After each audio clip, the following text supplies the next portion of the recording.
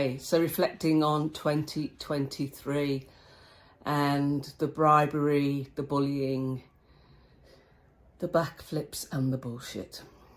And I'm hoping that 2024 will see the end of it, but that's a hope.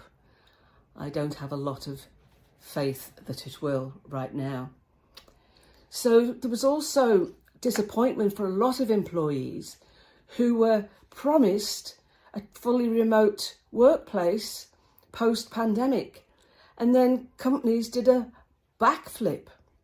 And Meta was one of those, because during the first year of the pandemic, Mark Zuckerberg, CEO, said the company learned that good work can get done anywhere, and I'm even more optimistic that remote work at scale is possible, particularly as remote video presence and virtual reality continue to improve. In June 2020, he said, we're going to be the most forward-leaning company on remote work at our scale. And then in June last year, U-turn. Employees, they must be in the office at least 3 days a week. His reasoning for that was, our hypothesis is that it is still easier to build trust in person and that those relationships help us work more effectively. Nationwide, at the end of the last year, had a big announcement. Now, they told their this is a building society in the UK, they had told their 13,000 employees that they continue to work remotely following the pandemic.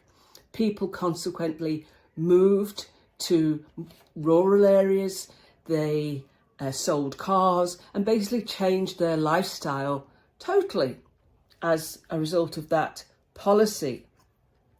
But then that was Joe Gardner, who was the chief executive back then. And then his successor last year, Debbie Crosby, overturned and said you need to be in the office at least 40% of your time. And as I said, a lot of people were now feeling the strain financially, having to commute a fair distance and having sold cars, etc. Dell was another one. Dell COO, Jeff Clark, had told his employees to return to the office at least 3 days a week in May last year, despite the company chairman, Michael Dell, chided CEOs for forcing employees back into the workplace. And I'll wrap with the Farmers Group. And after the insurance company, Farmers Group, told employees last year that most of them would be remote workers, many made significant lifestyles, just like at Nationwide. In response to the policy, they sold cars, expanded their home office, moved families to new cities. Then last month, Raul Vargas, who recently took over as chief executive, said he was reversing the approach. He would require the majority of farmer employees to be in the office 3 days a week. The impact is, there are no words.